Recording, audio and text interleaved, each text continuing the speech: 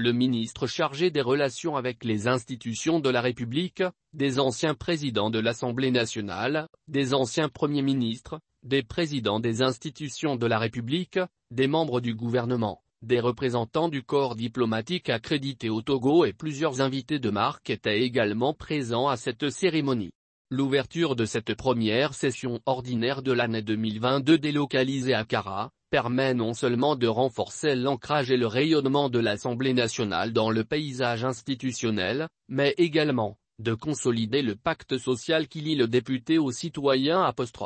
a déclaré Madame Yavaji Boditzegan, présidente de l'Assemblée nationale. Ce sera également une occasion pour les élus d'effectuer des visites de terrain pour apprécier l'avancée des réalisations socio-économiques en cours dans la région tout en s'imprégnant des défis restants à relever »,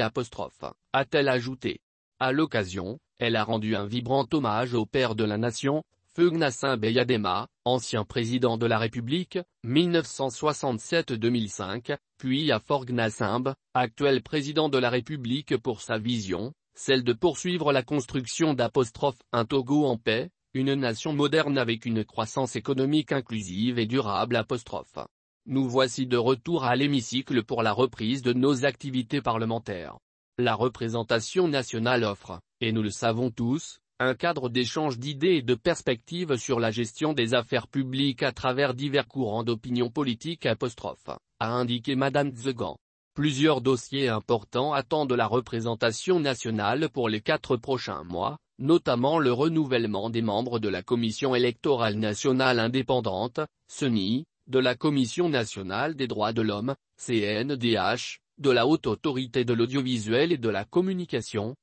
ainsi que l'examen et l'adoption de plusieurs lois restées en suspens l'année dernière. La représentation nationale planchera également sur le projet de loi modifiant la loi N-9104 du 12 avril 1991 portant charte des partis politiques, déposé le 31 janvier 2022, le projet de loi portant création des collectivités territoriales régionales, déposé le 31 janvier 2022, le projet de loi relatif à la police des étrangers en République togolaise, déposé le 18 février 2022, et le projet de loi uniforme relative à l'activité d'affacturage dans les États membres de l'Union monétaire ouest-africaine, déposé le 23 février 2022. La présidente de l'Assemblée nationale a exhorté les élus du peuple à y consacrer avec abnégation pour amener notre production législative à un nouveau niveau de performance. Le devoir nous incombe de nous impliquer davantage dans les initiatives de recherche de solutions innovantes,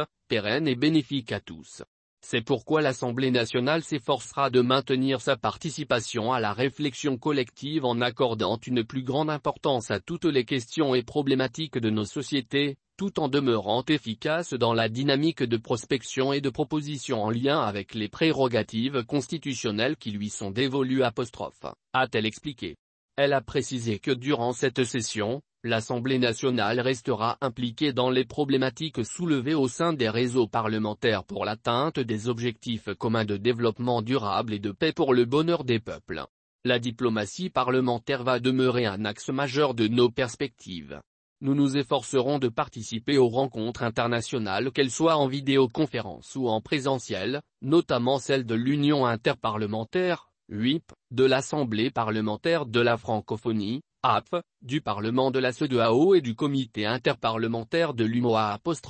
a-t-elle souligné. Soulignons que les députés étudient des lois, les votent, font des propositions et contrôlent aussi l'action du gouvernement.